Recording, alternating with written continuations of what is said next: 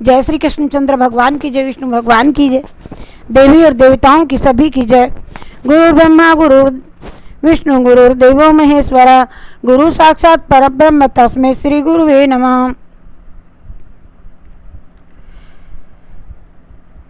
गुरु गोविंदो खड़े काके लगो पाए, बलिहारी गुरु आपने गोविंदियो बताए। जय गणेश जी भगवान की जय, विष्णु भगवान की जय, देवी देवताओं की जय, श्री कृष्णचंद्र भगवान की जय, गंगा माता भवानी की जय, द्वारिकाधीश भगवान की जय। सभी को हाथ जोड़ करके प्रणाम। मेरी उषा शर्मा शास्त्री चैनल में आप सभी का स्वागत है। आप मेरे चैनल को सब्सक्राइब और लाइक करें। ज्ञानप्रद गुरु और प्रेषित पंच विषय का कथा करेंगे। गुरु का स्वरूप और उनके महत्व की बात कहेंगे। और विश्व विजित खंड में आज बलराम और श्री कृष्ण का प्राकट्य होगा। अनंत कोटि ब्रह्मांड नायक परात पर पूर्णतम पुरुषोत्तम अखंड सच्चिदानंद कंद परब्रह्म परमात्मा परमेश्वर परमपिता प्रभु के पावन चरणार बिंदु की प्राप्ति के लिए जन्म जन्मांतर युग युगांतर कल्प कल्पांतर एवं पूर्व जन्मों के पुण्यों के उदय होने पर जीवों को मनुष्य शरीर मिलता है।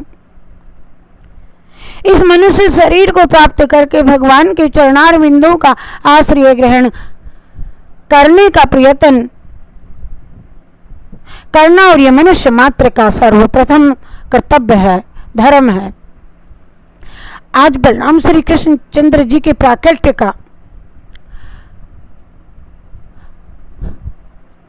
कथा करेंगे और श्री गर्ग संगीता कथामृत हिंदी में।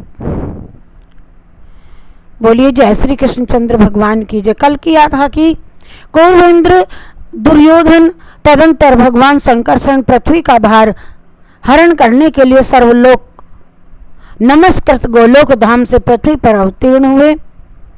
यही भगवान बलभद्र जी का आगमन वृतांत है।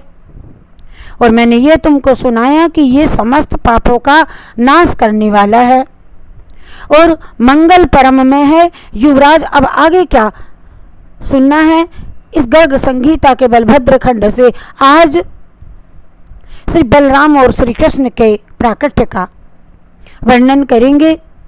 दुर्योधन ने कहा कि मुनिराज पूर्व जन्म में मैं भगवान संकर्षण का भक्त था, अतः मैं तो धन्य हूँ, आपने मुझे ये स्मरण करा दिया। साथ ही भगवान वसुदेव की प्रभाव युक्त परम अद्भुत महिमा भी आपने सुनाई। अब सब बतलाने की कृपा कीजिए कि भगवान बलराम और श्री कृष्णचंद्र ने पृथ्वी पर अवतीर्ण होकर के अपने पिता की नगरी मथुरा से ब्रज में कैसे गमन किया और ब्रजवासियों से वे गुप्त रूप में किस प्रकार से वहां पर रह रहे थे, ये सब बतलाइए। प्राय विपाक मुनि बोले कि यादवों की पूरी मथुरा राजा उग्रसेन थे। एक समय उनके बड़े भाई देवक की कन्या देवकी से वसुदेव जी का विवाह हुआ और विवाह के उपरांत वर वधु की विदाई के समय उग्रसेन नंदन कंस स्वयं वसुदेव देवकी का रथ चलाने लगा।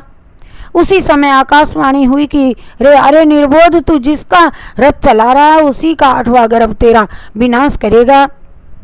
ये सुनते ही कालनेमी तनय महान दैत्य कंस हाथ में तलवार लेकर के बहन की देवकी का वध करने के लिए तैयार हो गया। उसी क्षण बलदेव जी ने कंस को समझा करके कहा कि तुम इसका वध मत करो, जिसने कि जिनसे तुमको और मुझको भी भय हो रहा है। देवकी के गर्भ से उत्पन्न वे जितने भी वो पुत्र होंगे मैं सबको ला करके तुम्हें ही दे दिया करूँगा। वसुदेव जी की बात पर विश्वास करके कंस ने देवकी वसुदेव दोनों को कारागार में बंद करवा दिया और ये निश्चित हो गया कि तदंतर देवकी के पहला पुत्र उत्पन्न हुआ और वसुदेव जी ने उसे तुरंत ला करके कंस को दे दिया। और वे बड़े सत्यवादी थे, अतः उसने लड़के का वध नहीं किया और इसके उपरांत उनके यहाँ नारद जी पधारे और उन्होंने कहा जैसे अंकों की टेढ़ी चाल है वैसे ही देवताओं की चाल भी उल्टी होती है। संभव है कि इधर से गिनने में लड़का 8वां माना जाए और तुम्हारा शत्रु बन जाए। विशेष बात तो यह है कि सारे यादवों के रूप में देवता ही अवतीर्ण हैं और वे सभी तुम्हारा वध चाहते हैं। नारद जी से इस प्रकार की बात सुनी तब से कंस देवकी के उत्पन्न प्रत्येक लड़के को मारने लगा और उस समय कंस के भय से यादवों में भगदड़ मच गई और वे महान कष्टों का अनुभव करने लगे। तदंतर देवकी के 7वें गर्भ में भगवान अनंत का आगमन हुआ और वसुदेव जी की एक दूसरी पत्नी रोहिणी थी। कंस के भय से नंद बाबा के यहाँ गोकुल में रहा करती थी। भगवान श्री कृष्ण की आज्ञा पाकर के योग माया भगवान अनंत को देवकी के उदर से खींच करके वसुदेव पत्नी रोहिणी के गर्भ में स्थापित करने को तैयार हो गई और यहाँ पर देवक्या सप्तमी गर्भे हर्ष शोक विवर्धने ब्रजम प्रणीते रोहिण्याम मनंत योग माया अहो गर्भः विगत इत्युर्चु मथुरायः जना अतः ब्रजे पंचदिनेषु भाद्रे स्वातो च षष्ठायां च शीते बुधे च उच्चैर्गृहे पंच भिराव्रते च लग्ने तुलाख्ये दिन मध्य देशे सुरेषु वर्षन्तु तु पुण्य वर्षा गणेषु मुच्चत्सु च वारि बिन्दून् वधूदेवो वसुदेव पत्न्या विभाषयं नंदगृहं स्वभाषा नंदोयपि कुर्वन् शिशुजातकरं ददो द्विजेभ्यो नियुतं गवांच गोपान् समाहुय सुगायकानां रावेर महा मंगल माततात। देवकी का 7वां गर्भ एक ही साथ हर्ष और शोक को बढ़ाने वाला था। योग माया ने उसे ब्रज में लेकर जाकर के रोहिणी के गर्भ में स्थापित कर दिया और तब मथुरा के लोगों ने कहा आओ अहो देवकी का गर्भ कहाँ चला गया। बड़े आश्चर्य की बात है। उसके 5 दिन बाद भाद्रपद मास के शुक्ल पक्ष की षष्ठी तिथि को जो स्वाति नक्षत्र और बुधवार से युक्त थी मध्याह्न के समय तुला लगन में जब 5 ग्रह उच्च के होकर के स्थित थे ब्रज में वसुदेव पत्नी रोहिणी के गर्भ में अपने तेज के द्वारा नंद भवन को उद्भासित करते हुए महात्मा बलराम जी प्रकट हुए और उस समय मेघों ने जल बिंदु बरसाए और देवताओं ने पुष्पों की वृष्टि की। नंद जी ने शिशु का जातकर्म संस्कार करवाया। ब्राह्मणों को 10 लाख गोएं दान में दी गई और फिर गोपों को बुला करके अच्छे अच्छे गायकों के संगीत के साथ में महोत्सव मनाया गया। तदंतर देवकी के 8वें गर्भ से अर्धरात्रि के समय परिपूर्णतम भगवान श्री कृष्णचंद्र अवतीर्ण हुए। उसी समय इधर नंद रानी यशोदा जी के गर्भ से कन्या के रूप में योग माया प्रकट हुई और योग माया के प्रभाव से सारा जगत सो गया था। तब भगवान श्री कृष्ण की आज्ञा से वसुदेव जी श्री कृष्ण चंद्र को लेकर के यमुना के उस पार वृंदावन में पहुंच गए और यशोदा के शयनगार में जाकर के उन्होंने यशोदा की गोद में बालक श्री कृष्ण को सुला दिया और कन्या को लेकर के वे अपने स्थान पर लौट आए।